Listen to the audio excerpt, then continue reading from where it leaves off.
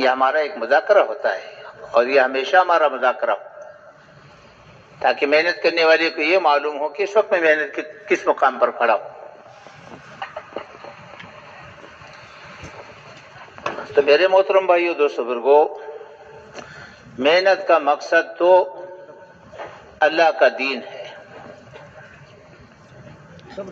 اللہ سبحانہ وتعالی نے اپنے دربار سے جو دین بھیجا ہے، جس پر اللہ سبحانہ وتعالی نے دنیا اور آخرت کی کامیابیوں کا وعدہ کیا ہے اور دنیا و آخرت کی تمام ناکامیوں سے حفاظت کا وعدہ فرمایا ہے، جس دین کی ہر انسان کو ضرورت ہے،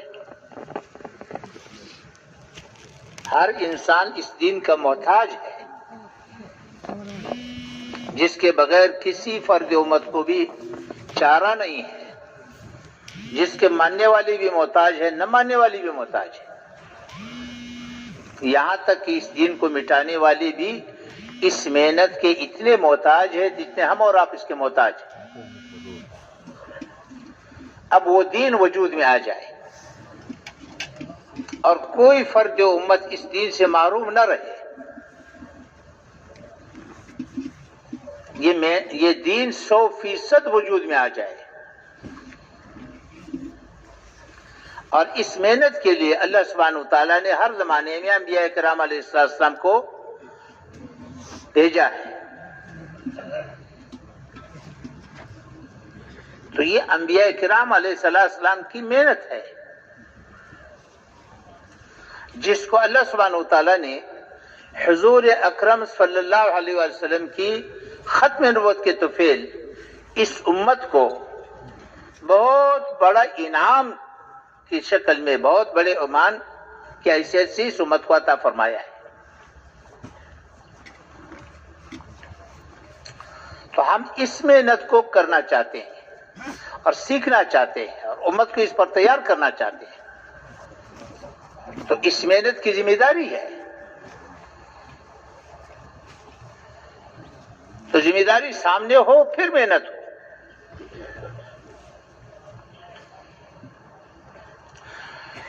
میرے محترم بھائی، دوستو، بزرگو،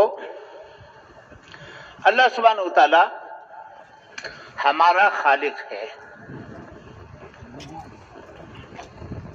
اور اللہ ہی خالق ہے، ساری مخلوقات کا خالق ہے۔ ساری مخلوقات کو اللہ سبحانہ وتعالی نے اپنے قدرت سے بنایا ہے، اور ساری مخلوقات کو بنانے کے لیے اللہ سبحانہ وتعالی کو کچھ نہیں کرنا پڑا۔ اللہ سبحانہ وتعالی کے ارادے کا نام وجود ہے، ایک امر سے ساری مخلوقات کو وجود عطا فرمایا۔ ایسے مالدار ملیں گے۔ حسن رضی اللہ عنہ کے پاس ایک آدمی آیا، اپنی ضرورت پیش کی، اس کی جولی میں 3,300 دینار، 50,000 درہم اس کی جولی میں ڈال دیے اور ساتھ معذرت کر لی۔ حضرت طلحہ رضی اللہ عنہ رات کو بے چین پھر رہے ہیں۔ گھر والی نے پوچھا کیا ہوا، کیا بے چینی ہے؟ کہ جی مال آیا ہے، مال 4 لاکھ کا مال آیا ہے، رات ہے تقسیم کیسے کروں، موت آ گئی تو کیا بنے گا؟ راتوں رات اپنے رشتہ داروں کو بلا کر کے تقسیم کیا۔ قافلہ آیا 700 اونٹوں کا، کھانے پینے کے سامان سے لدا ہوا ہے۔ عبد الرحمن بن عوف کا قافلہ مدینہ منورہ پہنچا، سارا کا سارا قافلہ ایک دن میں تقسیم کر دیا۔ تو پھر یہ مالدار یہ ہوں گے، عمومی فضا تھی۔ میں اس لیے عرض کر رہا ہوں کہ جب دینی زندگی وجود میں آتی ہے تو آسمانی نظام ساتھ چلے گا، حکمرانوں کو ہمدرد بنائے گا، خیر خواہ بنائے گا، رعایا کو تابعدار بنائے گا، مالداروں کو سخی بنائے گا، غریبوں کو غیور بنائے گا، 3 دن کا فاقہ برداشت کریں گے، کسی کے مال کی طرف دیکھیں گے نہیں۔ یہ آسمانی نظام چلے گا، اطمینان کی زندگی ملے گی، اطمینان کی بارش ہوگی، محبتوں کی بارش ہوگی، رحمتوں کی بارش ہوگی، برکتوں کی بارش ہوگی، دنیا کی زندگی جنت بنے گی. ہاں، اور میرے محترم بھائیو دوستو، اگر دینی زندگی نہ رہی تو دنیا جہنم بنے گی. دنیا تو سب ایک دوسرے سے بیزار ہوں گے، جہنم کی وہ زندگی وجود میں آئے گی. حکمرانوں کو ظالم بنا دے گا، حریص بنا دے گا، رعایا کو سرکش بنا دے گا، مالداروں کو بخیل بنا دے گا، غریبوں کو نافرمان بنا دے گا. تو جہنم کے جذبے وجود میں آئیں گے. جہنمی ایک دوسرے پر لعنت کرتے ہیں، ایک دوسرے سے بیزار ہوتے ہیں، ایک دوسرے پر الزام لگاتے ہیں، ایک دوسرے کو اذیت کا ذریعہ بنتے ہیں. تو دنیا کی زندگی بھی ایسی بنے گی. ہاں، تو جہنم کی زندگی وجود میں آئے گی. تو جذبے بنیں گے، غریبوں کا جذبہ ہوگا، مالداروں کا پیٹ پھاڑو، ساری دولت نکالو. مالداروں کا جذبہ ہوگا، غریبوں کا خون چوس لو، کتوں کی لڑائیوں پر لگاؤ، مگر غریب کو نوالا مت دو. بڑی بڑی عمارتوں پر لگاؤ، بڑی بڑی شادیوں پر لگاؤ، فضول خرچوں پر لگاؤ، عیاشیوں پر لگاؤ، غریب کو نوالا مت دو. جذبے بنیں گے.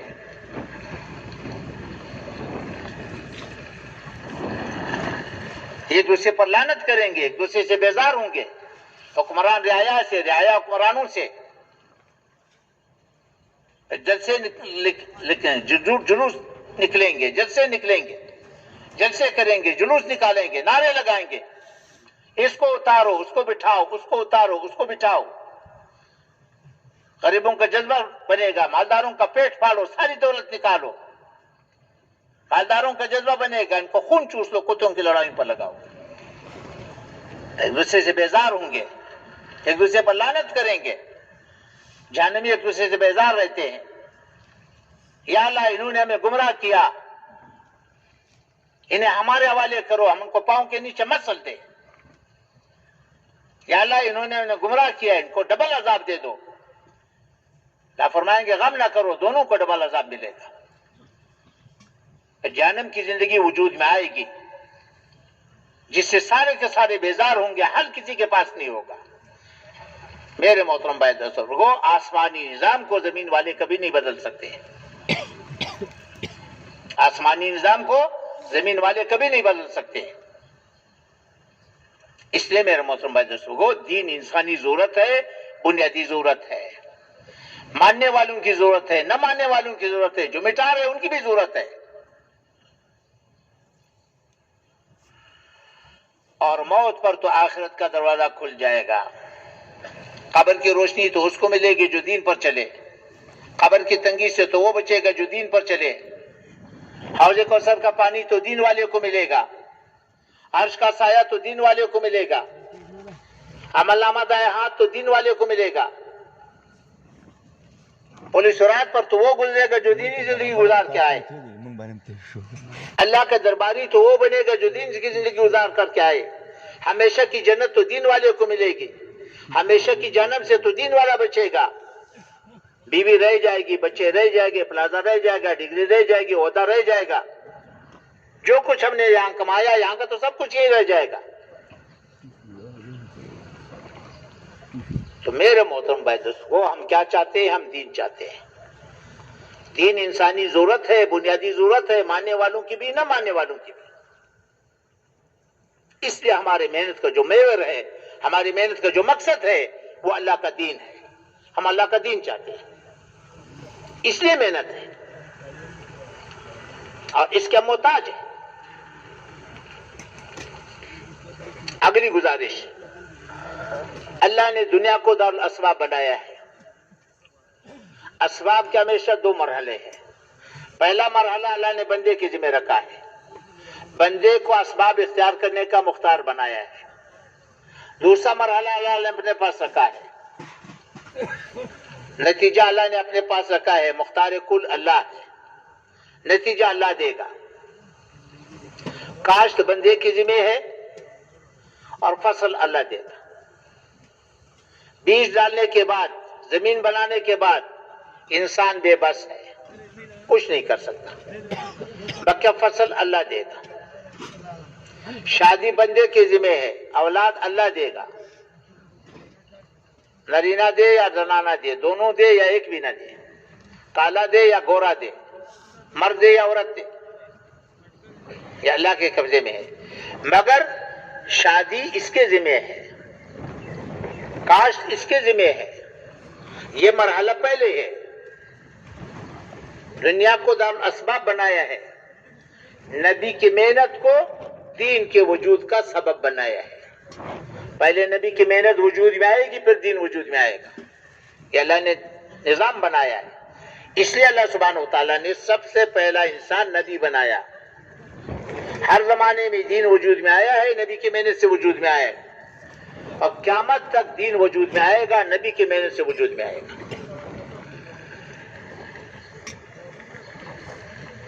تو نبی کی محنت دین کا سبب ہے، نبی کی محنت ہوگی تو دینی زندگی وجود میں آئے گی، اگر نبی کی محنت نہیں ہوگی تو دینی زندگی خود بخود مٹے گی، دینی زندگی خود بخود ختم ہوگی۔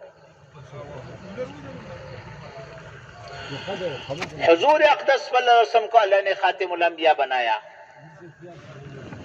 حضور صلی اللہ علیہ وسلم کو اللہ نے خاتم الانبیاء بنایا، انسانیت میں سب سے اونچا مقام نبی کا ہے، کوئی آدمی محنت کر کے نبی نہیں بن سکتا، عبادت کر کے نبی نہیں بن سکتا، قربانیاں کر کے نبی نہیں بن سکتا، دعائیں مانگ کر کے نبی نہیں بن سکتا، مجاہدے کر کے نبی نہیں بن سکتا، نبی کا انتخاب ہوتا ہے، اللہ نبی کا انتخاب کرتا ہے، جس کو چاہے بننے بھی بنا دے، تو جیسے نبی کا انتخاب ہوتا ہے اس امت کا بھی اللہ نے انتخاب کیا۔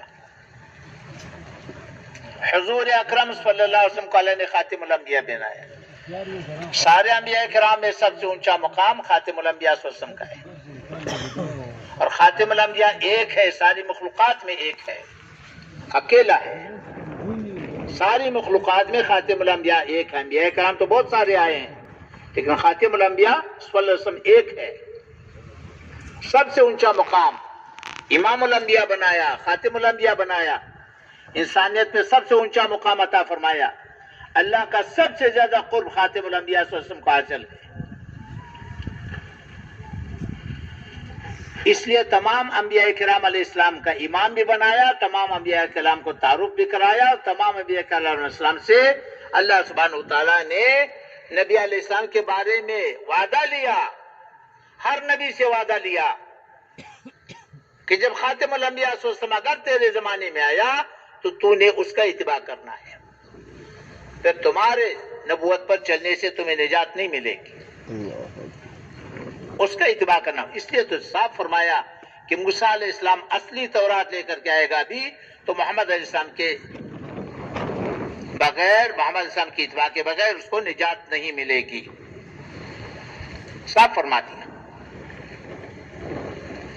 تو میرے محترم بھائی دوستو، نبی علیہ السلام کے بعد کوئی نبی نہیں آئے گا، یہ بہت بڑا اعزاز ہے ختم نبوت، تو خاتم الانبیاء کے بعد کوئی نبی نہیں، اب وہ محنت اللہ نے اس امت کو عطا فرمائی ہے جو سب سے بڑا انعام ہے، تو سب سے پہلے اس محنت کی ذمہ داری ہے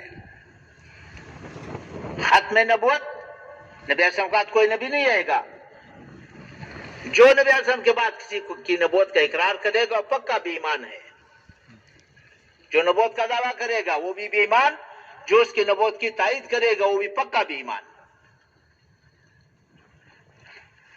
اب یہ ذمہ داری ہے، پہلے اس ذمہ داری کو سمجھنے کی ضرورت ہے، ہر فرد امت کے لیے ضروری ہے، یہ اعزاز بھی ہے، یہ ذمہ داری بھی ہے، خاتم الانبیاء صلی اللہ علیہ وسلم کا امتی بننا بہت بڑا اعزاز ہے، یہ ذمہ داری بھی ہے، نعمت بھی ہے، ذمہ داری بھی ہے، سب سے بڑا کام بڑے آدمی کو دیا جاتا ہے اور بڑے آدمی کو بڑا کام دیا جاتا ہے، نبی سب سے اونچا، سب سے بڑا آدمی، اس کا کام سب سے بڑا۔ ہم نے اللہ جل شانہ کے ساتھ دو وعدے کیے ہیں، معاہدے ہیں، وعدے ہیں۔ پہلا وعدہ کلمے میں ہے، لا الہ الا اللہ محمد رسول اللہ، کیا وعدہ کیا ہے کہ اللہ تیرے مان کے چلوں گا، اور تیرے نبی صلی اللہ علیہ وسلم کے طریقے پر مان کے چلوں گا، یہ وعدہ ہے، اور اس کی پوچھ ہوگی۔ اللہ سبحانہ وتعالی ہمارے عمل کو پیش کرے گا، ہر عمل کو نبی علیہ السلام کے طریقے کے ساتھ موازنہ کرے گا، چھوٹا عمل ہے یا بڑا عمل ہے، جو اس کے مطابق ہوگا اس کا انعام ملے گا، جو اس کے خلاف ہوگا اس کی سزا مقرر ہے۔ پھر اللہ بادشاہ ہے، سزا دے یا نہ دے، یہ ضابطہ ہے۔ اسی طرح نبی علیہ السلام کو خاتم الانبیاء مان کر کے ذمہ داری ہے، اور اس ذمہ داری کا سب سے پہلے سمجھنا ضروری ہے۔ یہ وعدہ ہے بندے اور اللہ کے ساتھ۔ کیا وعدہ ہے؟ دیکھو، اللہ سبحانہ وتعالی نے انسانوں کو دین کا محتاج بنایا، تمام انسانوں کو دین کا محتاج بنایا، دنیا اور آخرت کی کامیابی موقوف کر دی دین پر، دین کو موقوف کر دیا نبی کی محنت پر، نبوت کے دروازے کو بند کر دیا۔ ساری دنیا کے انسانوں کو دین کا محتاج بنایا، دین کو موقوف کر دیا نبی کی محنت پر، نبوت کے دروازے کو بند کر دیا۔ اب یہ محنت کس کے ذمہ ہے؟ یہ سمجھنے کی چیز ہے۔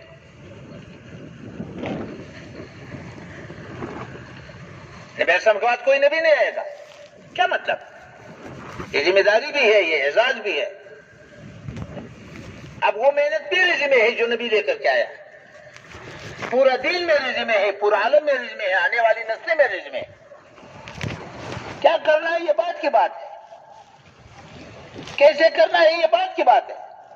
پہلے تو ذمہ داری کا احساس کہ میرے ذمہ ہے کتنا۔ 470 کروڑ انسانی آبادی کلمے سے محروم ہے۔ اب ہم اور آپ سے پوچھا جائے گا، ہم سے یہ پوچھا جائے گا، 470 کروڑ انسانی آبادی جو کلمے سے محروم ہے، ان کا دین میں حق ہے یا نہیں؟ اگر حق ہے تو کس کی ذمہ ہے؟ آیا امت اس کو ماننے کے لیے تیار ہے؟ امت حق کو تسلیم کرے گا تو ادائیگی کا سوچے گا۔ اگر تسلیم نہیں کرا تو ختم نبوت سے کیا مطلب؟ ختم نبوت کو کیا سمجھا؟ اس لیے میرے محترم بھائی کو سب سے پہلے تو اس ذمہ داری کو سامنے رکھ کر، پورا دین ہمارے ذمہ، پورا عالم ہمارے ذمہ، آنے والی نسلیں ہمارے ذمہ۔ اب ہمیں کیا کرنا ہے؟ تو محنت سے پہلے سب سے پہلے ذمہ داری کا احساس۔ ہر فرد امت کے ذمہ پورا دین ہے، ہر فرد امت کی ذمہ پورا عالم ہے، ہر فرد امت کے ذمہ آنے والی نسلیں۔ ختم نبوت کا تقاضا ہے۔ 700 کروڑ انسانی آبادی میں سے اگر ایک آدمی دین پر ہے اور 700 کروڑ انسانی آبادی نافرمانی پر ہے تو ختم نبوت کا تقاضا ہے کہ ایک آدمی سے 700 کروڑ انسانوں کی پوچھ ہوگی۔ اگر 700 کروڑ انسانی آبادی دین پر ہے، ایک آدمی نافرمانی پر ہے، تو ختم نبوت کا تقاضا ہے کہ 700 کروڑ انسانوں سے ایک آدمی کی پوچھ ہوگی۔ اس لیے حاجی صاحب رحمۃ اللہ علیہ ایک مجلس میں کئی مرتبہ فرماتے تھے، ہم امتی ہے، ہم امتی ہے، ہم امتی ہے، ہم ذمہ دار ہے، پورے دین کی ذمہ دار ہے، پورے عالم کی ذمہ دار ہے، مرد ذمہ دار ہے، عورت ذمہ دار ہے، دادا دادی نانا نانا پوتی پوتا پوتی سب کو بیان فرماتے تھے۔ سب سے پہلے تو ذمہ داری کا احساس کہ ہم ذمہ دار ہیں، پورے دین کی ذمہ دار ہے، پورے عالم کی ذمہ دار ہے، آنے والی نسلوں کی ذمہ دار ہے، میں ذمہ دار ہوں۔ یہ تو ہے ذمہ داری۔ پر آپ کہیں گے کہ بھئی یہ تو مشکل بنا دیا، ایک آدمی پورا عالم، پورا دین، آنے والی نسلیں۔ یہ مشکل نہیں ہے، اللہ نے استعداد رکھی ہے، ہر فرد امت کے اندر اللہ نے استعداد رکھی ہے۔ اللہ مطالبہ بعد میں فرماتے ہیں، مطالبہ بعد میں کرتا ہے، استعداد پہلے رکھتا ہے۔ اللہ نے ترتیب بتائی، آسان ترتیب بتائی۔ میں آپ آزاد سے پوچھنا چاہتا ہوں، آپ بتاؤ، پورے دین کا ہر آدمی نیت کر سکتا ہے کہ نہیں کر سکتا؟ کر سکتا ہے۔ سوئے جاگ رہے ہو؟ سوئے جاگ ہر آدمی نیت کر سکتا ہے کہ نہیں کر سکتا؟ کر سکتا ہے۔ پورے عالم کی نیت کر سکتا ہے کہ نہیں کر سکتا؟ آنے والی نسلوں کی نیت کر سکتا ہے کہ نہیں کر سکتا؟ اس پر کتنے پیسے لگتے ہیں؟ اور سب سے بڑا مطالبہ تو یہی ہے، پورا دین سامنے ہو، پورا عالم سامنے ہو، آنے والی نسلیں سامنے ہو. میں نے کیا کرنا ہے یہ تو بات کی بات ہے، ہر آدمی کر سکتا ہے. پھر اس کے بعد تدبیر بتائیے، آسان تدبیر بتائیے. 230 کروڑ مسلمان آبادی ہے، سارے کے سارے نبی علیہ السلام کو خاتم الانبیاء مانتے ہیں، سب نبی علیہ السلام کو خاتم الانبیاء مانتے ہیں، لیکن اس سبق کو بھول گئے جیسے ہم بھول گئے. تو تدبیر کیا ہے؟ ایک ایک مسلمان کو ملو، اس کو یہ ذمہ داری سمجھاؤ اور متعدی انداز سے محنت کرو. اس کو سمجھا کر کے اس کو اگلے کے پاس بھیجو، اگلے کو اگلے کے پاس بھیجو. تو اس طرح یہ محنت پھیلتا رہے گا. تو ایک آدمی پوری امت کو متحرک کر سکتا ہے. کر سکتا ہے کہ نہیں کر سکتا؟ کر کے دکھایا. 14ویں صدی کا ایک مسلمان کھڑا ہو گیا، نبی نہیں تھا، صحابی نہیں تھا، 14ویں صدی کا مسلمان تھا، کھڑا ہو گیا، پوری امت کو متحرک کیا کہ نہیں کیا؟ مولوی رحمۃ اللہ علیہ ایک آدمی سے کھڑے ہو گئے، پوری امت کو متحرک کر دیا. یہ استعداد اللہ نے ہر امتی کے اندر رکھا ہے. اس لیے میں عرض کر رہا ہوں کہ اللہ سبحانہ وتعالیٰ پہلے استعداد دیتا ہے پھر مطالبہ کرتا ہے. جس کا استعداد نہ رکھا اس کا مطالبہ بھی نہیں کرتا. یہ تو ہر امت کے اندر موجود ہے. اس وقت ہمارا مسئلہ یہ ہے کہ میں نے پہلے عرض کیا کہ ذمہ داری کا احساس پہلے ہے، پہلے ذمہ داری کا احساس ہے، پھر اس کے بعد کیا کرنا ہے یہ بات کی بات ہے. پہلے تو ختم نبوت کے تو فعل، پورے دین کی ذمہ داری، پورے عالم کی ذمہ داری، آنے والی کے انسانوں کی ذمہ داری. اب اس ذمہ داری کو دے کر کے اب مجھے کیا کرنا ہے؟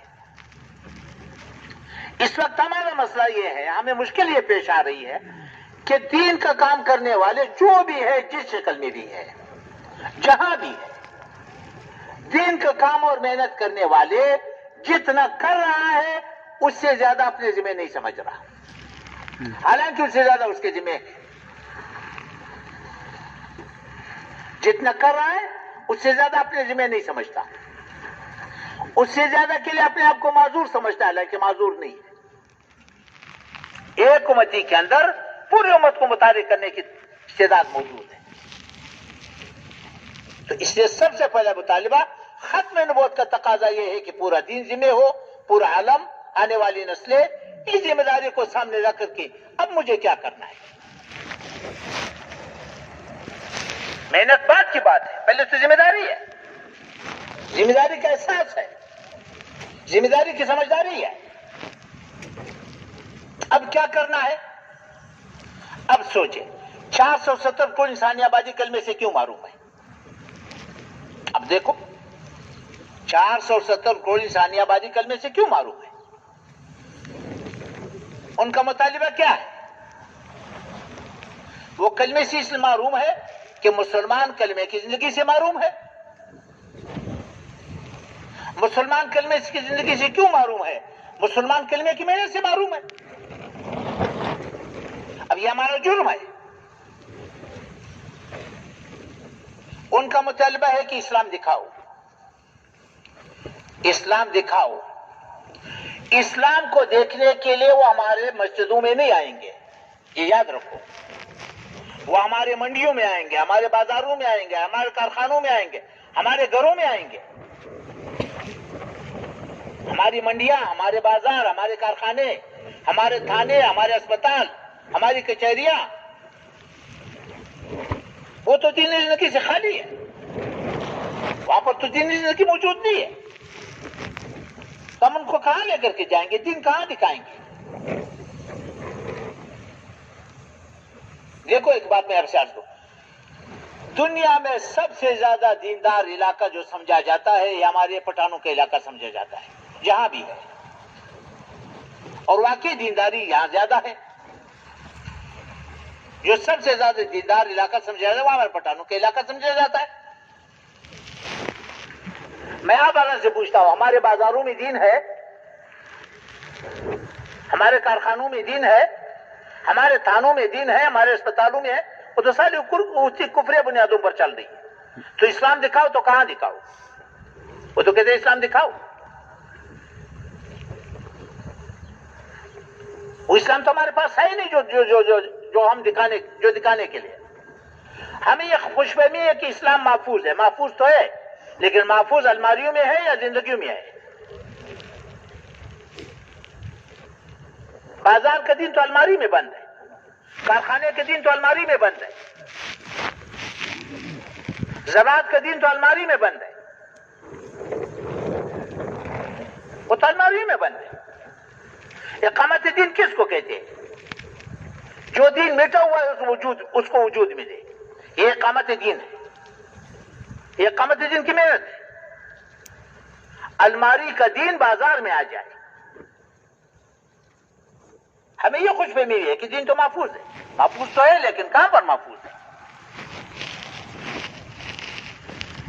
اس لیے میرے محترم بھائی کو کفار کلمے سے کیوں معروم ہے؟ مسلمان کلمے کی زندگی سے معروم ہے. کلمے کی زندگی ہوگی تو پہلے کی، کلمے کی زندگی تو ہمارے پاس نہیں رہی.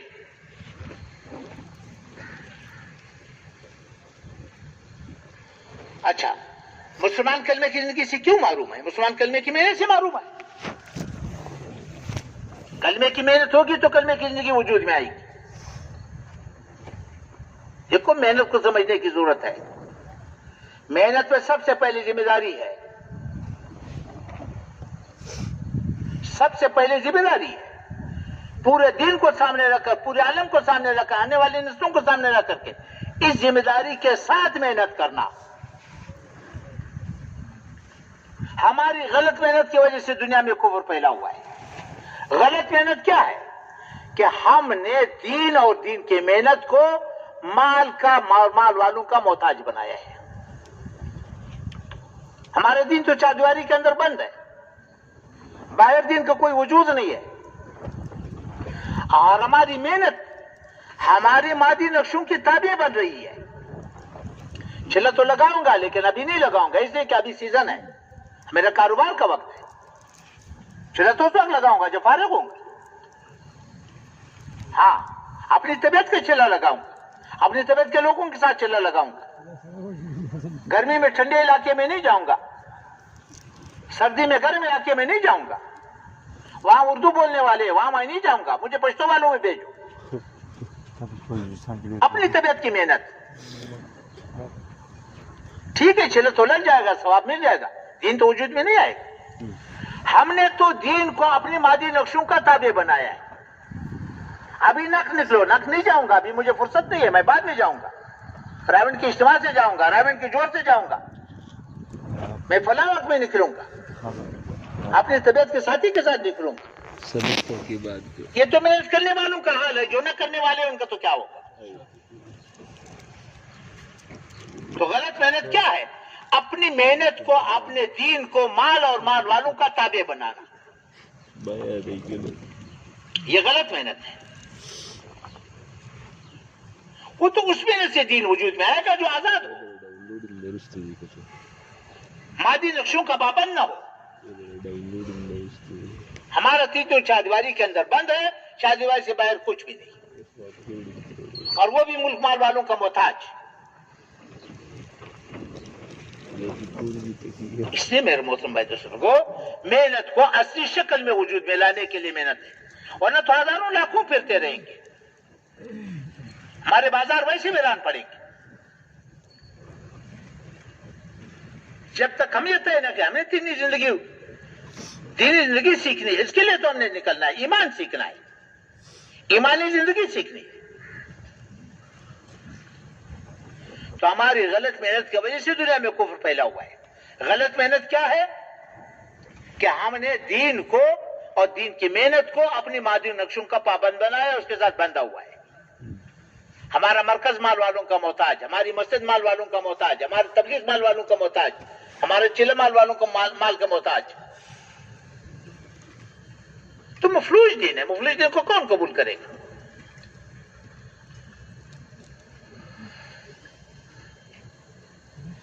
اس لیے سب سے پہلے محنت کا محور کیا ہے؟ اللہ کو ساتھ لینا.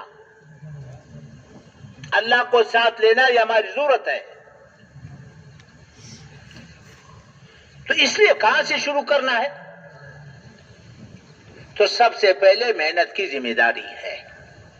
آپ اس ذمہ داری کو سامنے رکھ کر کے محنت کرنا. اگر ذمہ داری سامنے نہ ہو تو پھر ختم نبوت کا عقیدہ مبہم رہے گا، ختم نبوت کا کوئی مقصد نہیں بنے گا.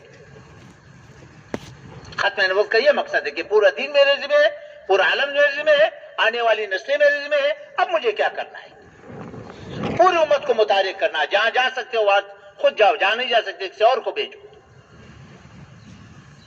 محنت کی خاصیت ہے کہ جب اس محنت کو وجود ملے گا اس کی زندگی میں دینی زندگی، اس کو دینی زندگی ملے گی.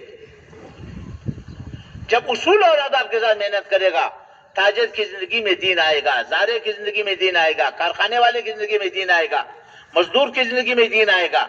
جب محنت کو وجود ملے گا تاجر کو لگا لو تجارت میں دین نظر آئے گا، زارے کو لگا لو زراعت کی دین نظر آئے گا، دفتر والے کو لگا لو دفتر والے کی زندگی میں دین آئے گا، تو دین وجود میں آئے گا. پھر جو نا یہ دین دنیا میں پھیلے گا. تو یہ تو ہے ذمہ داری. اب اگلی بات ہے کہ محنت کیا ہے، کہاں سے شروع کرنی ہے. نبی علیہ السلام خاتم الانبیاء ہے، دین کے لحاظ سے بھی، دین کی محنت کے لحاظ سے بھی. دین بھی وہی ہے جو نبی علیہ السلام لے کر کے آئے، محنت بھی وہی ہے جو نبی علیہ السلام لے کر کے آئے. اب محنت کو کہاں سے شروع کرنی ہے یہ بھی شریعت سے پوچھنی ہے. کامل شریعت ہے. ہم اپنے ذہن سے محنت شروع نہیں کر سکتے. وہ تو نبی علیہ السلام نے کہاں سے شروع کی ہے؟ نبی علیہ السلام کے سامنے اللہ سبحانہ وتعالیٰ نے سب سے پہلے انبیاء کرام کے واقعات کو بیان فرمایا. انبیاء کرام علیہ السلام کے واقعات میں سب سے زیادہ دو چیزیں بیان ہوئی ہیں. انبیاء کرام کے واقعات صرف واقعات نہیں ہے، وہ تو محنت ہے. اقامت دین کے لیے جو محنت انہوں نے کی ہے اس محنت کی وضاحت فرمائی ہے. انبیاء کرام علیہ السلام نے اقامت دین کے لیے جو محنت کی ہے اس محنت کی وضاحت فرمائی ہے. اس میں سب سے پہلی بات ضابطہ بتایا. ضابطہ کیا ہے؟ نبی آیا، ہر زمانے میں نبی آیا، نبی نے محنت کی. نبی کی محنت کے ہمیشہ دو مرحلے ہیں. ہر نبی کی محنت کے ہمیشہ دو مرحلے یاد رکھو. نبی جب بھی آیا ہے ان لوگوں میں آیا ہے جو دین نہیں چاہتے. نبی ہمیشہ ان لوگوں میں آیا جو دین نہیں چاہتے. اب نبی کی محنت کے ہمیشہ دو مرحلے ہیں. پہلا مرحلہ لوگوں کو دین پر آمادہ کرنا، تیار کرنا. دوسرا مرحلہ جو تیار ہو گئے ان کو دین سکھانا، سمجھانا، بتانا، چلانا. پہلا مرحلہ مقدم ہے، دوسرا مؤخر ہے. پہلے مرحلے میں لوگوں کے پیچھے نبی پھرے گا. لوگ سنیں گے نہیں، سنتے نہیں ہے، مانتے نہیں ہے، گالیاں دیتے، دھکے دیتے. نبی پیچھے پیچھے پھرتا رہتا ہے، ان کی تکلیفوں کو سہتا برداشت کرتا رہتا ہے. یہ محنت کا پہلا مرحلہ ہے، ہر نبی نے کیا ہے. ہاں، دوسرا مرحلہ جب تیار ہو گئے ان کو دین سکھانا، سمجھانا، بتانا، چلانا. اس مرحلے میں پھر لوگ نبی کے پاس آتے ہیں. پہلے مرحلے کا نام تبلیغ ہے، دوسرے مرحلے کا نام تعلیم ہے، تربیت ہے، تزکیہ ہے.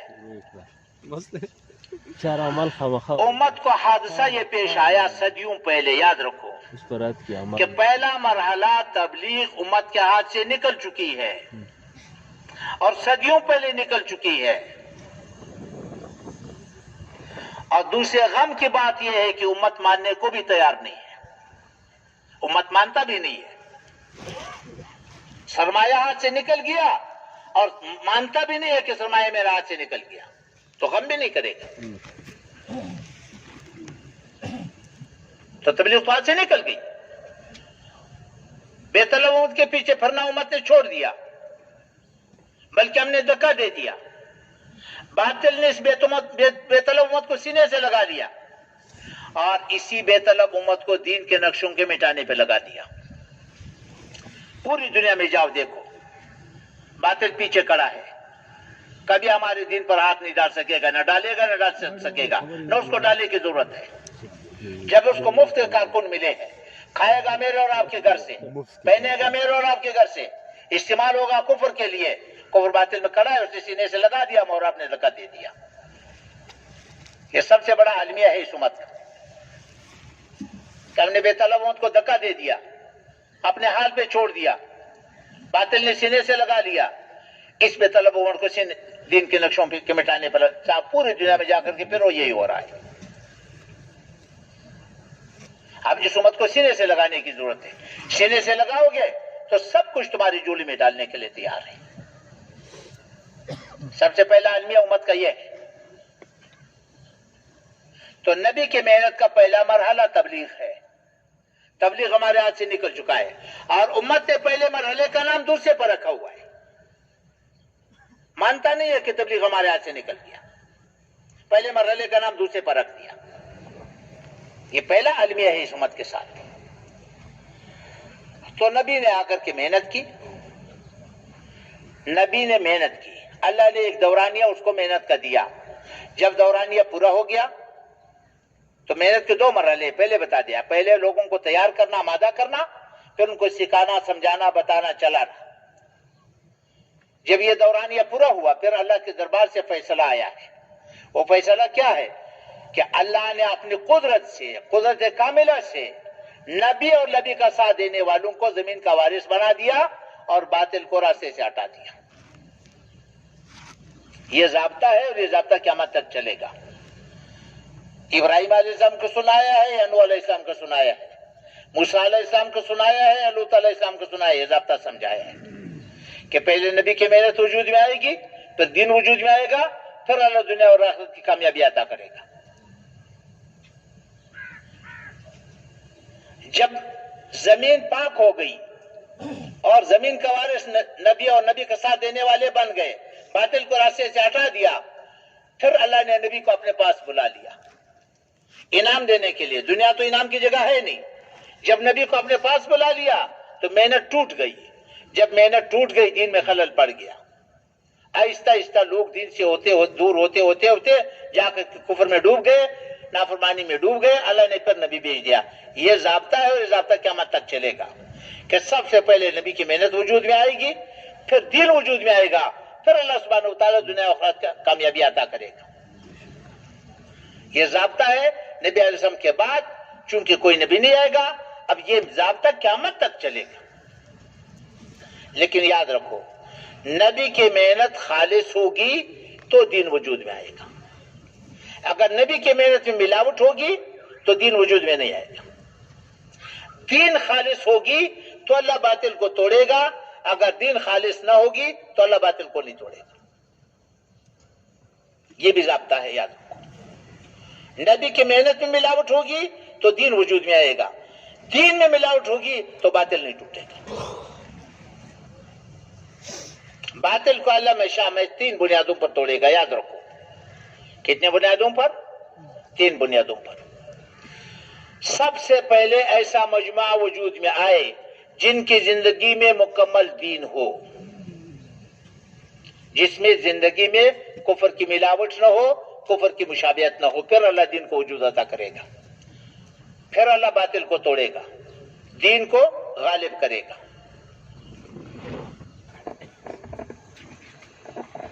اور اللہ سبحانہ وتعالی بہت بڑا رب ہے اور سمد ہے، کسی کا محتاج نہیں ہے۔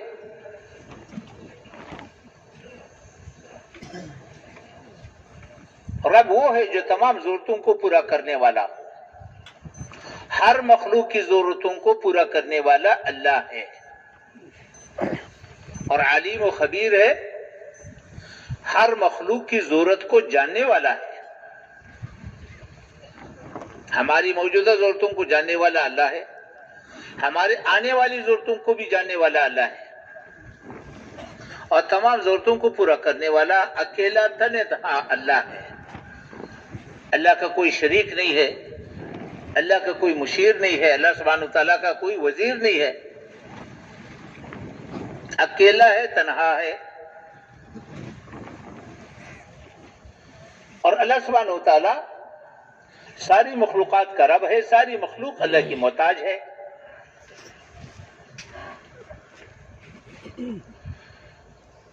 اور اللہ سبحانہ وتعالی ہمارا سب سے بڑا ہمدرد، سب سے بڑا خیر خواہ ہے. اللہ سبحانہ وتعالی سے بڑھ کر کے ہمارا کوئی خیر خواہ نہیں ہے. ہمارا سب سے بڑا خیر خواہ اللہ ہے.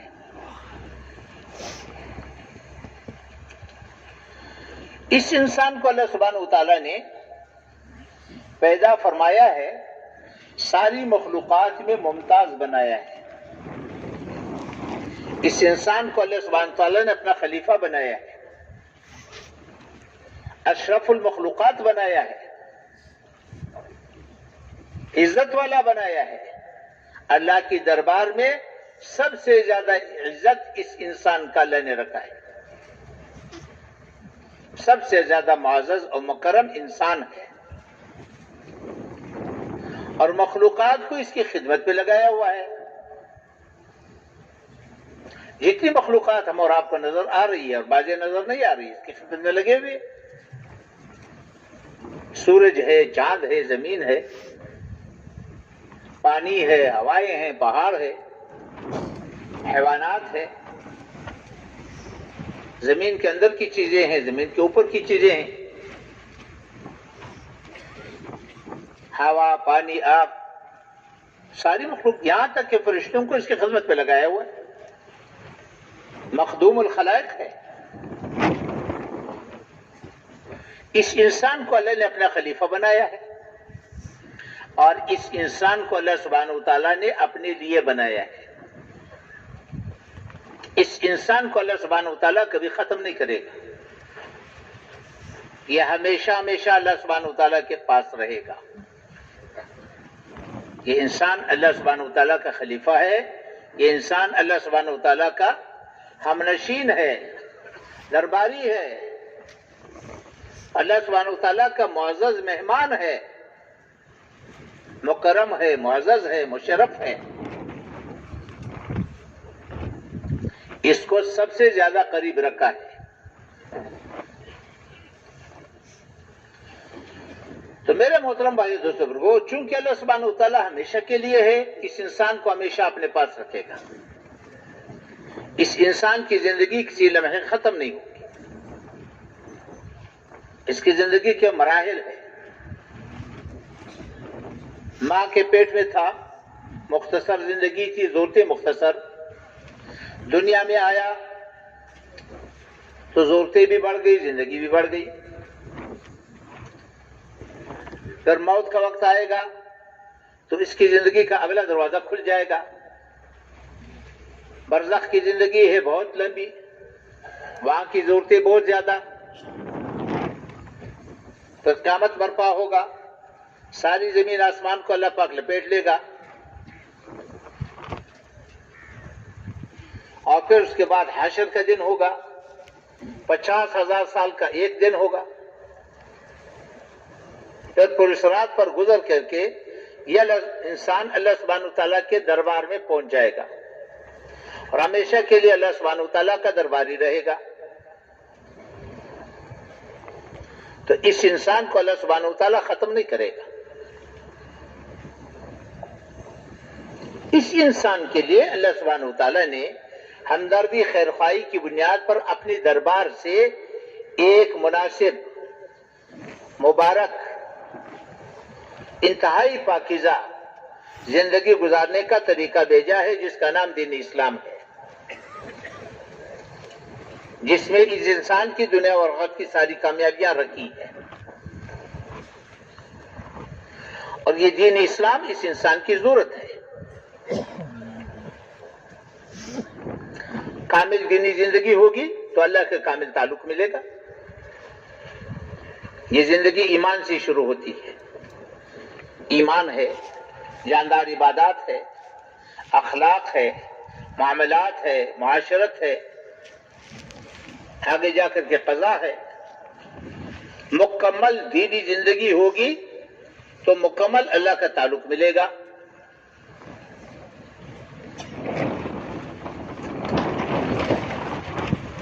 جس پر اللہ سبحانہ و تعالیٰ نے دنیا اور آخرت کی کامیابیاں رکھی ہے. دنیا کی زندگی جو اللہ نے عطا فرمائی ہے آخرت کو سمجھانے کے لیے اور آخرت کو بنانے کے لیے. آخرت کو سمجھانے کے لیے اور آخرت کو بنانے کے لیے. آخرت کو سمجھانے کے لیے اس لحاظ سے کہ دنیا کے جو حالات ہیں یہی حالات آخرت میں ہوں گے. یہاں چھوٹے پیمانے پر وہاں بڑے پیمانے پر. یہاں کی عزت ہے آخرت میں عزت ہے. یہاں کی عزت تھوڑے پیمانے پر وہاں کی عزت بڑے پیمانے پر. یہاں کی ضرورتیں چھوٹے پیمانے پر وہاں کی ضرورتیں بڑے پیمانے پر. یہاں کی ذلت چھوٹے پیمانے پر وہاں کی ذلت بڑے پیمانے پر. یہاں کا عذاب وہاں کا عذاب. یہاں کی راحت و آرام وہاں کی راحت و آرام. تو دنیا اس لیے پیدا فرمائی ہے کہ آخرت سمجھایا جائے. دنیا آخرت کے سمجھانے کے لیے اور آخرت کے بنانے کے لیے کہ اس دنیا میں دینی زندگی گزار کر کے اللہ سبحانہ وتعالیٰ کو راضی کیا جائے تاکہ آخرت کے ہمیشہ ہمیشہ کی مصیبتوں سے حفاظت ہو.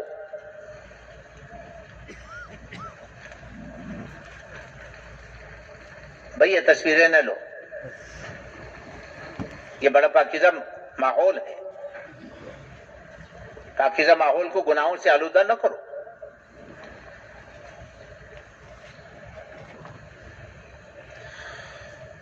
تو اس دنیا کو اللہ سبحانہ وتعالیٰ نے آخرت بنانے کے لیے بنائے اور آخرت سمجھانے کے لیے. اس انسان کو اللہ سبحانہ وتعالیٰ نے اپنا خلیفہ بنایا. پہلے دن اللہ سبحانہ وتعالیٰ نے اعلان کیا کہ میرا خلیفہ ہے اور اللہ سبحانہ وتعالیٰ نے فرشتوں سے سجدہ کرایا. فرشتے اللہ کے نورانی مخلوق ہے جو نافرمانی نہیں کرتے. وہی کرتے ہیں جو اللہ سبحانہ وتعالیٰ بتاتے ہیں. فرشتوں کو اللہ سبحانہ وتعالیٰ نے مختلف امور پر مقرر کیے ہیں جس میں تکوینی امور بھی ہے جو ہمارا آپ کو نظر آ رہے ہیں. ہواؤں پر فرشتے مقرر ہے, بارشوں پر فرشتے مقرر ہے, سورج پر ملائکہ مقرر ہے, چاند پر ملائکہ مقرر ہے, دن رات کے بدلنے پر ملائکہ مقرر ہے, حالات کے بدلنے پر ملائکہ مقرر ہے, پہاڑوں پر مقرر ہے, سمندروں پر مقرر ہے, روزی پہنچانے پر مقرر ہے, روح ڈالنے پر مقرر ہے, روح نکالنے پر مقرر ہے. جتنے امور ہم اور آپ کو نظر آ رہے ہیں سب پر فرشتوں کو اللہ نے مقرر فرمایا ہے. تو اللہ کے دربار سے ان کو احکامات ملتے ہیں, ان احکامات کو پورا کرتے ہیں.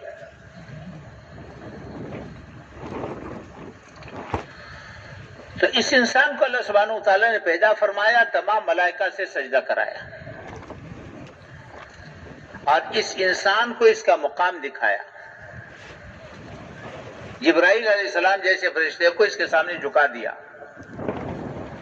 میکائیل علیہ السلام, اسرافیل علیہ السلام, ملک الموت, جنت کا داروغہ, رضوان, جہنم کا داروغہ مالک, حاملین عرش, کرام الکاتبین, تمام فرشتوں کو اس کے سامنے سجدہ کرایا اور اس انسان کو اس کا مقام دکھایا کہ تو میرا خلیفہ ہے اور میں نے اپنا سارا غیبی نظام, آمنت باللہ و ملائکتہ, میں نے اپنا پورا غیبی نظام پہلے دن تیری جھولی میں ڈال دیا. اگر تو خلافت کے مقام پر رہے گا اور جو میں نے نعمت عطا فرمائی ہے اس کی نعمت کی قدردانی کرے گا, جو دین میں نے تمہاری دنیا اور آخرت کی کامیابی کے لیے مقرر کیا ہے اس کی پابندی کرے گا, تو میرا خلیفہ ہے اور میں نے پہلے دن اپنی ساری کے ساری غیبی نظام تیری جھولی میں ڈال دیا. میرا پورا غیبی نظام تیرے ساتھ چلے گا اور 7 زمین 7 آسمان تمہارا کچھ نہیں بگاڑ سکیں گے. یہ پہلے دن انسان کو سمجھا بھی دیا، دکھا بھی دیا کہ تو میرا خلیفہ ہے، اگر تو اس مقام پر رہے گا، اس کا قدردانی کرے گا، تو میں نے سارا پورا غیبی نظام تیری جھولی میں ڈال دیا. جہاں تو جائے گا میرا سارا نظام تیرے ساتھ چلے گا، سارا نظام تیرے ہاں مستقر ہوگا، اور 7 آسمان 7 زمین تمہارا کچھ نہیں بگاڑ سکیں گے. لیکن ایک بات عجیب بات ہے کہ اس انسان کو اللہ نے مختار بنایا، دین پر چلنے کا، مجبور محض نہیں بنایا، مختار کل بھی نہیں بنایا. انسان مختار کل بھی نہیں ہے، مجبور محض بھی نہیں ہے. دین پر چلنے کا اس کو اختیار دیا. دین پر چلنا چاہتے ہو تو میرا خلیفہ ہے، میں نے غیبی نظام پہلے دن تیری جھولی میں ڈال دیا. دین پر چلنا نہیں چاہتے ہو، تیرے گلے میں رسی نہیں ڈالوں گا. صاف اعلان کیا. جو چاہے دین کو اختیار کرے، اسلام کو اختیار کرے، جو چاہے کفر اختیار کرے، تمہارے گلے میں رسی ڈال کر کے نہیں چلاؤں گا. اختیار ہے تمہیں. البتہ اس کے ساتھ ایک اور بھی فیصلہ کر لیا، جو دین پر چلنا نہیں چاہے گا، اس نعمت کی ناقدری کرے گا، اس نعمت کو ٹھکرائے گا، جو ساری مخلوقات میں سب سے بڑی نعمت ہے، اللہ کے خزانے بھرے ہوئے نعمتوں سے، اور روزانہ اللہ کے نعمتوں کی بارش ہو رہی ہے ہر انسان پر، نعمتوں کی بارش ہو رہی ہے. لیکن سب سے بڑی نعمت یہ دین ہے، خلافت ہے، اور خلافت کی زندگی ہے. اس سے بڑھ کر کے کوئی بڑی نعمت نہیں ہے. اب جو اس نعمت کی قدردانی کرے گا تو اللہ کا خلیفہ ہے، اللہ کا غیبی نظام ساتھ ہے. اگر ناقدری کرے گا تو اللہ کو کوئی پرواہ نہیں. البتہ ایسے انسان کا نام پھر اللہ سبحانہ کے دربار میں انسانیت کی فہرست میں سے نکال لیا جاتا ہے. اللہ کا معاملہ انسان کے ساتھ ہے، حیوانوں کے ساتھ نہیں ہے. اور اللہ کے دربار میں یہ حیوان ہے، بلکہ حیوان سے بدتر ہے. یہ خاشاک ہے، خاشاک جلانے کے لیے پیدا کیے گئے ہیں. پھر یہ چونکہ نافرمان نہیں ہے، صرف نافرمان نہیں ہے، یہ باغی ہے، سب سے بڑا ناقدرہ ہے. سب سے بڑی نعمت کو اس نے ٹھکرایا نہیں، اس نے نعمت کی ناقدری نہیں کی، اس نے نعمت کی توہین کی ہے اور منعم کی توہین کی ہے.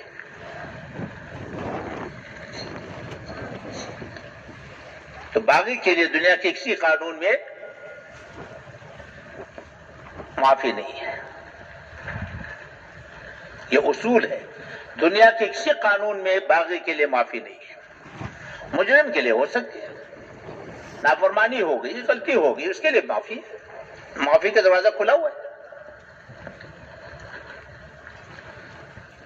نافرمانی ہو جاتی ہے کبھی کبھی، حکم عدولی ہو جاتی ہے، لیکن بڑی نعمت کو ٹھکرا دینا، بغاوت کرنا، بغاوت پر اتر آنا اور اس پر جم جانا، یہ ایسا جرم ہے کہ جس کے لیے کوئی معافی نہیں ہے. ہمیشہ ہمیشہ پھر جہنم میں جلتا رہے گا اور جہنم کی آگ کو اس سے بھڑکایا جائے گا. یہ پہلے دن اللہ نے فیصلہ سنایا ہوا ہے.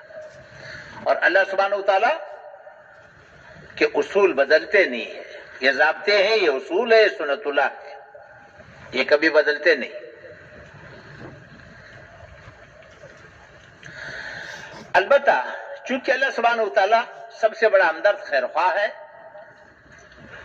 بندے کے لیے اس کے موت تک توبے کا دروازہ کھلا رکھا ہوا ہے. جب توبہ کرے گا اللہ معاف کرے گا.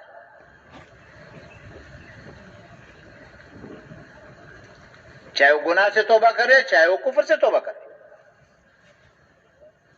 اللہ نے دروازہ کھلا رکھا ہوا ہے اس کے موت تک. اور اس کے موت تک ساری زندگی اللہ سبحانہ وتعالیٰ اس کے توبے کا انتظار کرے. ایسا مہربان اللہ ہے. تو یہ دین انسانی ضرورت ہے, بنیادی ضرورت ہے. اللہ سبحانہ اگر ہم دینی زندگی کو دیکھیں, احکامات کی تقسیم کو دیکھیں, اس انسان کو اللہ نے اشرف المخلوقات کو بنایا ہے, لیکن اس انسان کو اللہ سبحانہ وتعالیٰ نے سب سے زیادہ محتاج بھی بنایا ہے. انسان سب سے زیادہ محتاج, ساری مخلوقات میں سب سے زیادہ محتاج ہے. اس لیے کہ اکیلا زندگی نہیں گزار سکتا, یہ زندگی میں قدم قدم پر محتاج ہے. یہ بیوی کا محتاج ہے, یہ اولاد کا محتاج ہے, والدین کا محتاج ہے, یہ پڑوسی کا محتاج ہے, یہ حکمران کا محتاج ہے, یہ رعایا کا محتاج ہے, گلکار کا محتاج ہے, تاجر کا محتاج ہے, زمیندار کا محتاج ہے, کپڑے بنانے والے کا محتاج ہے, کپڑے سینے والے کا محتاج ہے, قدم قدم پر محتاج ہے. انسانوں کی ضرورتیں ایک دوسرے سے وابستہ ہے. اللہ سبحانہ وتعالیٰ نے اسی بنیاد پر احکامات بھیجے ہیں. ایک کی ضرورت دوسرے کی ذمہ داری ہے, ایک کی ضرورت دوسرے کی ذمہ داری ہے. تو اللہ سبحانہ وتعالیٰ نے احکامات اسی بنیاد پر بھیجے ہیں. والدین کی جو ضروریات اولاد سے وابستہ ہے, یا اللہ اولاد کا دین بنایا. اولاد کی جو ضرورتیں والدین سے وابستہ ہے, یا اللہ نے والدین کا دین بنایا. والدین دین پر چلیں گے اولاد کے لیے رحمت, اولاد دین پر چلے گی والدین کی رحمت. حکمرانوں کی ضرورتیں رعایا سے وابستہ کی ہے, یہ رعایا کا دین ہے, اور رعایا کی ضرورتیں حکمران سے وابستہ ہے, یہ حکمران کا دین ہے. دونوں دن پر چلیں گے, دونوں کے لیے رحمت. مالداروں کی ضرورتیں غریبوں سے وابستہ ہے, غریبوں کی ضرورتیں مالداروں سے وابستہ ہے, تاجروں سے ضرورتیں وابستہ ہے. اسی طرح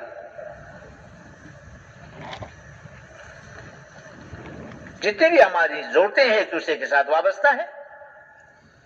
تو اللہ سبحانہ وتعالیٰ نے احکامات کی تقسیم اسی طرح فرمائی ہے کہ ایک کی ضرورت دوسرے کی ذمہ داری, ایک کی ضرورت دوسرے کی ذمہ داری, اسی کو دین بنائے.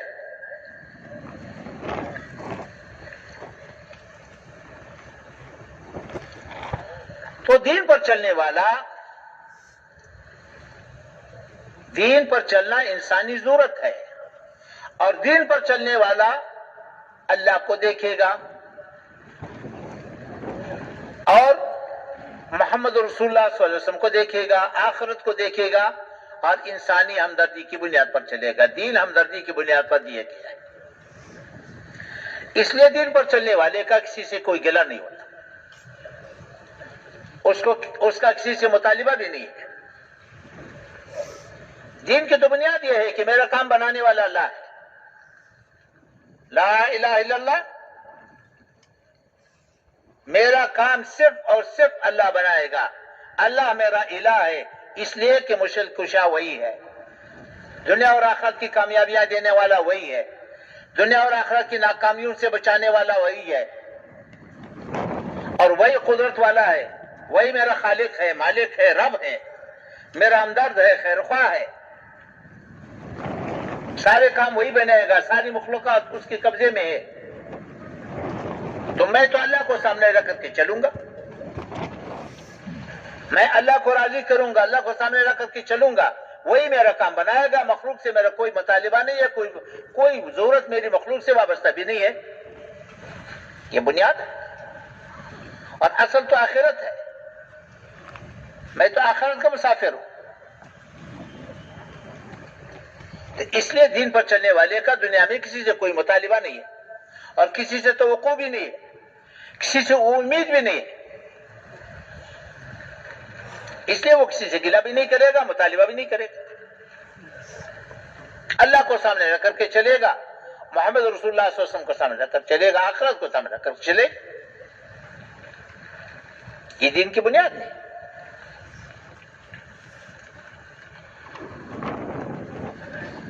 تو میرے محترم بھائی دوستوں کو اللہ نے احکامات کی تقسیم اسی طرح کی ہے. جب یہ دینی زندگی وجود میں آئے گی تو پھر کیا ہوگا؟ اللہ کا غیبی نظام ساتھ ہوگا.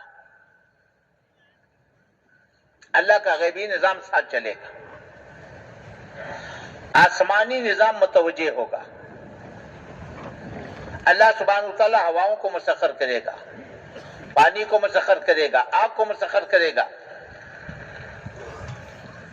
مخلوقات کو مسخر کر کے چلائے گا، اس کے سامنے ڈال دیا، پہلے دن ڈال دیا، پھر یہ کسی کا محتاج نہیں رہے گا۔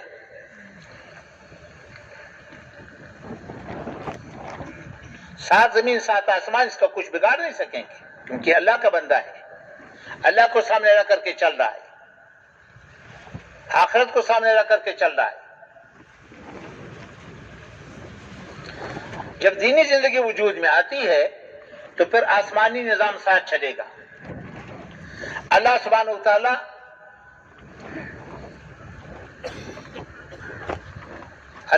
وتعالی رحمتوں کی بارش کرے گا۔ یہ رحمتیں آسمان سے آتی ہے، دینی زندگی پر آتی ہے۔ رحمتوں کی خاصیت ہے دل پر رحمتوں کی بارش ہوتی ہے۔ دل کے اندر دو قسم کے جذبات ہیں، رحمانی جذبات بھی ہے، شیطانی جذبات بھی ہے، حیوانی جذبات بھی ہے۔ رحمانی جذبات کی پرورش ہوگی، تواضع، ایمانی کیفیات، آخرت کی فکر، ہمدردی، خیرخواہی، تواضع، قناعت، امانت داری، ان ساری صفات کی پرورش ہوگی، غیر محسوس طریقے سے ان صفات کی پرورش ہوگی۔ تو اس آدمی کے لیے دین پر چلنا آسانی کے ساتھ دین پر چلے گا، خیر کی طرف بھاگے گا، خیر کی طرف دوڑے گا، خیر کی طرف دوڑنا اس کے لیے آسان ہوگا۔ اور جو شیطانی جذبات ہے، کبر ہے، حسد ہے، کینہ ہے، بغض ہے، خیانت ہے، غبن ہے، دشمنی ہے، جیسے بارش کے نیچے انگارے رکھو تو بجھ جاتے ہیں، یہ صفات بجھ جاتی ہے۔ پھر یہ آدمی خیر کی چلتا ہے، یہ ان گناہوں کی طرف سے بھاگتا ہے، ان گناہوں سے بھاگتا رہتا ہے، بچتا رہتا ہے، غیر محسوس طریقے سے، اس کو کوئی تکلیف بھی نہیں ہوگی۔ اس کے اندر انسانی صفات ابھرتی ہے، یہ انسانی صفات کا مظہر بنتا ہے۔ پھر یہ جہاں جائے گا اس سے خیر پھیلے گا، لوگوں کو اس سے خیر ملے گا، یہ خیر کے پھیلانے کا ذریعہ بنے گا، خیر کے پھیلنے کا ذریعہ بنے گا۔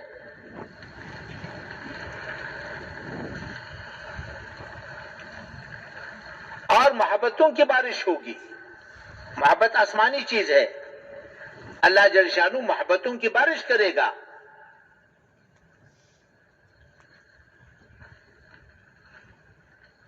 محبتوں کی بارش ہوگی اور برکتوں کی بارش ہوگی۔ جو کچھ اللہ عطا کرے گا اسی میں سے اس کی ضرورتوں کو پورا کرے گا، اس کو کسی کا محتاج نہیں بنائے گا۔ عمر میں برکت، مال میں برکت، اولاد میں برکت، زندگی میں برکت، علم میں برکت۔ یہ برکت تو دیکھنے کی چیز ہے، سمجھانے کی نہیں ہے، سمجھا کوئی نہیں سکتا۔ تو برکتوں کی بارش ہوگی، رحمتوں کی بارش ہوگی، برکتوں کی بارش ہوگی، محبتوں کی بارش ہوگی، اطمینان کی بارش ہوگی۔ اللہ سبحانہ اطمینان آسمانی چیز ہے، اللہ سبحانہ وتعالی اطمینان عطا کرے گا۔ جھونپڑی میں رہے گا مطمئن ہوگا، بیماری آئے گی پریشانی نہیں ہوگی، تنگی آئے گی پریشانی نہیں ہوگی، مقدر کی مشکلات آتی رہیں گی لیکن پریشانی نہیں آئے گی اس کے ساتھ۔ تو اللہ سبحانہ وتعالی اللہ ہے۔ ابراہیم علیہ السلام کو آگ میں اطمینان عطا فرمایا، یوسف علیہ السلام کو جیل میں اطمینان عطا فرمایا، ایوب علیہ السلام کو بیماری میں اطمینان عطا فرمایا، اور سلیمان علیہ السلام کو تخت پہ اطمینان عطا فرمایا. اللہ اللہ ہے. یہ ساری آسمانی چیزیں ہیں. جو آسمانی چیزوں کو زمین پر تلاش کرے گا تو ساری زندگی پریشانی رہے گا. آسمانی چیزیں تو دین سے وابستہ ہے. دینی زندگی وجود میں آئے گی تو آسمانی چیزوں کی بارش ہوگی, اطمینان کی زندگی ہوگی, محبتوں کی زندگی ہوگی. پھر انسان جہاں جائے گا اس کو خیر ملے گا, جہاں جائے گا اس سے خیر پھیلے گا, جس سے واسطہ پڑے گا اس کو خیر ملے گا. پھر اللہ سبحانہ وتعالی آسمانی نظام کو متحرک کرے گا. ساری دنیا کے انسانوں کے دل اللہ کے قبضے میں ہیں. اللہ سبحانہ وتعالی حکمرانوں کو ہمدرد بنائے گا, خیر خواہ بنائے گا. ہاں, تو حکمران خیر خواہ ہوں گے, ہمدرد ہوں گے, عادل ہوں گے. حکمرانوں کے دلوں کو اللہ بدل دے گا. تو اللہ سبحانہ وتعالی مالداروں کو سخی بنائے گا, غریبوں کو غیور بنا دے گا, حکمرانوں کو ہمدرد خیر خواہ بنائے گا, رعایا کو تابعدار بنائے گا. تو پھر یہ زندگی وجود میں آئے گی. اللہ نے دکھایا, یہ خیالی باتیں نہیں ہے. زمین آسمان نے دیکھ لیا, صدیوں دیکھ لیا. یہ نہیں کہ ایک دفعہ دکھایا. جب دینی زندگی وجود میں آتی ہے یہ ساری چیزیں وجود میں آ جاتی ہیں. حکمرانوں کو ہمدرد بنا دے گا, خیر خواہ بنا دے گا.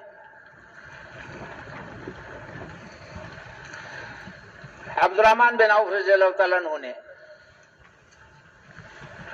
عمر فاروق رضی اللہ عنہ سے کہا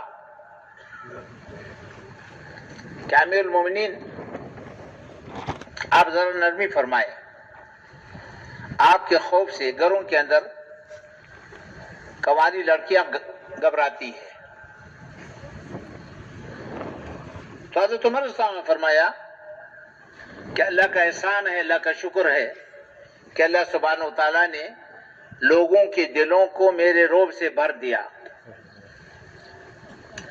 اور میرے دل کو ان کی محبت سے بھر دیا. اگلا جملہ فرمایا کہ عبد الرحمن یاد رکھو, اگر لوگوں کو پتہ چلا کہ میرے دل میں ان کے لیے کتنی محبت ہے, اگر لوگوں کو پتہ چل گیا کہ میرے دل میں ان کے لیے کتنی محبت ہے, میرے بدن کے کپڑوں کا ایک تار بھی میرے وجود پر نہیں چھوڑیں گے. اللہ نے میرے دل میں اس کے لیے اتنی محبت ڈالی. ایسے حکمران ہوں گے, ساری رات سارا دن رعایا کے لیے بے چین پھریں گے, ان کے خیر خواہی کے لیے بے چین ہوں گے, ان کی ہمدردی کے لیے بے چین ہوں گے. یہ ایک نہیں تھا, سب کے حالات ایسے تھے. ایک حکمران کو بلایا, جب وہ آیا 1500 کلومیٹر کا سفر پیدل کر کے آیا کہ تمہارے اوپر سواری نہیں تھی؟ کہ نہیں, سواری کوئی نہیں. کہ کیوں؟ کہ میری اپنی تھی نہیں, کسی سے مانگی نہیں. تو ایک جملہ زبان سے نکلا, تو برے لوگ ہیں جنہوں نے اپنے حکمران کو, اپنے امیر کو سواری بھی نہیں دی. فوراً عرض کیا, امیر المومنین یہ غیبت ہے, اللہ نے غیبت سے منع کیا ہے. میں صبح اس کو نماز پر چھوڑ کر کے آیا ہوں. اب کیسے کہتے ہیں برے لوگ؟ امیر المومنین کو فرما رہے, کہہ رہے ہیں. تو فرمایا کہ مال کا کیا ہوا, کیا لے کر کے آئے؟ انہوں نے کہا کچھ لے کر کے نہیں آئے. یہ میرا ایک نیزہ ہے, میرا توشدان ہے, ایک میرا پہلا ہے, اور کچھ لے کر کے نہیں آیا, پیدل آیا ہوں. مال کا کیا ہوا؟ کہ مال وہیں تقسیم کیا, واپس نہیں جاؤں گا. میں پچھلے 2 سال کا حساب نہیں دے سکتا. گھر کی طرف چل دیا. کار مدینے سے باہر تھا. یہ میں صرف ایک واقعہ سنا رہا ہوں، ایسے سارے کے سارے ایسے تھے. اتنے واقعات ہیں کہ سیرت بری ہوئی ہے ان کے واقعات سے، ایک سے ایک کے واقعات ایسے ہی ہیں. تو امیر المومنین نے ایک آدمی کو تھیلا دیا اور ساتھ بھیجا کہ جا کر کے وہاں پر اس کے حالات دیکھ کر کے آؤ، اگر واقعی یہ حالات ہو تھیلا دے کر کے آؤ. مختصر عرض کرتا ہوں، جب وہ گیا وہاں جا کر کے دیکھا 3 دن اس کے ساتھ گزارے تو اس کے پاس تو کچھ نہیں تھا. 3 دن اس کا مہمان رہا. 3 دن کے بعد اس نے کہا کہ بھائی مہمان کا حق 3 دن ہوتا ہے، اس کے بعد ہمیں مزید مشقت میں نہ ڈالو. تھیلا پیش کیا کہ کس نے دیا؟ کہ امیر المومنین نے دیا. آپ کے لیے دیا. وہیں پر کھول کر کے سارا وہیں تقسیم کر دیا، تھیلا پھینک دیا. اور گھر کے اندر حال یہ تھا کہ مہمان کو کھلانے کے لیے تھا، بلکہ اس کے پاس کچھ نہیں تھا. یہ زندگی تھی. پھر بلایا، بیت المال بھیجا. بیت المال جا کر کے دیکھا کہ ان میں سے کوئی چیز میری ضرورت کی نہیں ہے، مجھے ان میں سے کوئی چیز نہیں چاہیے. البتہ فلانے کے ماں کے کپڑے، ایک جوڑا کپڑا چاہیے بس.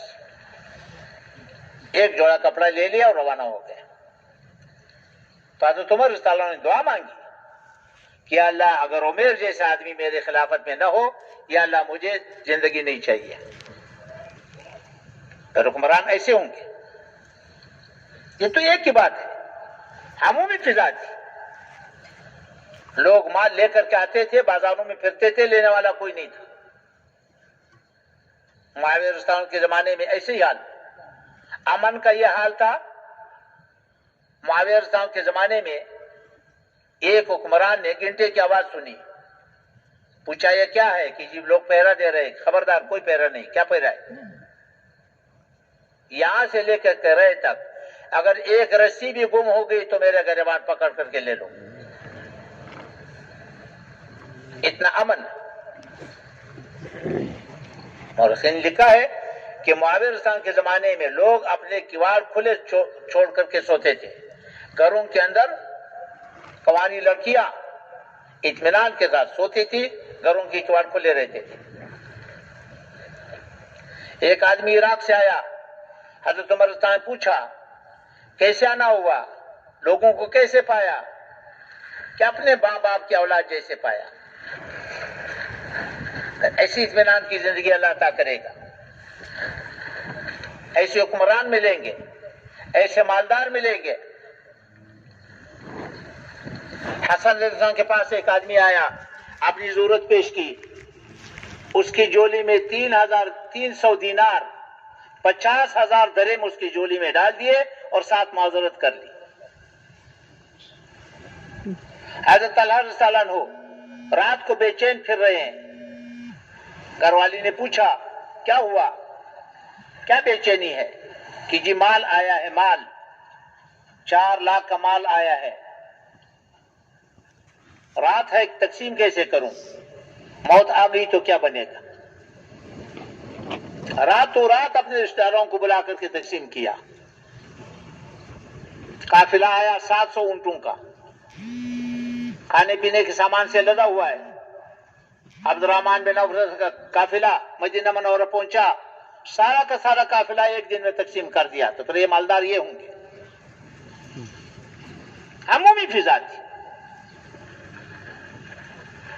میں اس لیے عرض کر رہا ہوں کہ جب دینی زندگی وجود میں آتی ہے تو آسمانی نظام ساتھ چلے گا. حکمرانوں کو ہمدرد بنائے گا، خیر خواہ بنائے گا، رعایا کو تابعدار بنائے گا، مالداروں کو سخی بنائے گا، غریبوں کو غیور بنائے گا. 3 دن کا فاقہ برداشت کریں گے، کسی کے مال کی طرف دیکھیں گے نہیں. یہ آسمانی نظام چلے گا. اطمینان کی زندگی ملے گی، اطمینان کی بارش ہوگی، محبتوں کی بارش ہوگی، رحمتوں کی بارش ہوگی، برکتوں کی بارش ہوگی. دنیا کی زندگی جنت بنے گی. ہاں اور میرے محترم بھائیو دوستوں کو اگر دینی زندگی نہ رہی تو دنیا جہنم بنے گی. دنیا تو سب ایک دوسرے سے بیزار ہوں گے. جہنم کی وہ زندگی وجود میں آئے گی. حکمرانوں کو ظالم بنا دے گا, حریص بنا دے گا, رعایا کو سرکش بنا دے گا, مالداروں کو بخیل بنا دے گا, غریبوں کو نافرمان بنا دے گا. تو جہنم کے جذبے وجود میں آئیں گے. جہنمی ایک دوسرے پر لعنت کرتے ہیں, ایک دوسرے سے بیزار ہوتے ہیں, ایک دوسرے پر الزام لگاتے ہیں, ایک دوسرے کو اذیت کا ذریعہ بنتے ہیں. تو دنیا کی زندگی بھی ایسی بنے گی. ہاں, تو جہنم کی زندگی وجود میں آئے گی. تو جذبے بنیں گے. غریبوں کا جذبہ ہوگا, مالداروں کا پیٹ پھاڑو, ساری دولت نکالو. مالداروں کا جذبہ ہوگا, غریبوں کا خون چوس لو, کتوں کی لڑائیوں پر لگاؤ, مگر غریب کو نوالا مت دو. بڑی بڑی عمارتوں پر لگاؤ, بڑی بڑی شادیوں پر لگاؤ, فضول خرچوں پر لگاؤ, عیاشیوں پر لگاؤ, غریب کو نوالا مت دو. جذبے بنیں گے.